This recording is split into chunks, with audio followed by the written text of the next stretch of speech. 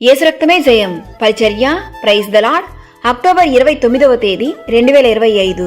ఈరోజు దేవుని వాక్యము, నేను చెప్పు మాటలు ఆలోచించుకునుము, అన్ని విషయముల యందు ప్రభువు నీకు వివేకం అనుగ్రహించును. తిమోతికి రాసిన 2వ పత్రిక 2వ అధ్యాయం 7వ వాక్యము.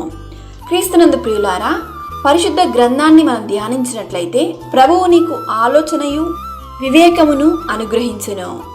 దేవుని వాక్యం ఇలా సెలవిస్తుంది, నా సువార్త ప్రకారము దావీదు సంతానములో పుట్టి మృతులలో నుండి లేచిన యేసుక్రీస్తును జ్ఞాపకము చేసుకొనుము. మనము నమ్మదగని వారమైనను ఆయన నమ్మదగిన వాడుగా ఉండును. వినువారిని చెరుపుటకే గాని మరి దేనికిని పనికిరాని మాటలను గూర్చి వాదము పెట్టుకొనవద్దని ప్రభువు ఎదుట వారికి సాక్ష్యమిచ్చుచు ఈ సంగతులను గూర్చి వారికి జ్ఞాపకము చేయుము.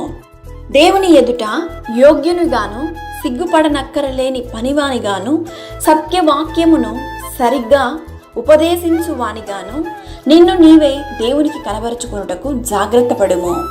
అపవిత్రమైన వట్టి మాటలకు విముఖుడవై ఉండుము. ప్రభువు తన వారిని ఎరుగును. అనుదినము ప్రభువు నామమును ఒప్పుకొను ప్రతివాడును దుర్నీతి నుండి తొలగిపోవును. దేవుని మాటను విని ఆయన ఆలోచనకు లోబడి అన్ని విషయముల యందు ప్రభువు చిత్తానుసారంగా నడుచుకొనేదము. ప్రభు అయిన యేసుక్రీస్తు కృపా కనికరము దీవెనలు మనందరికీ తోడయుండును గాక. ఆమేన్. God bless you.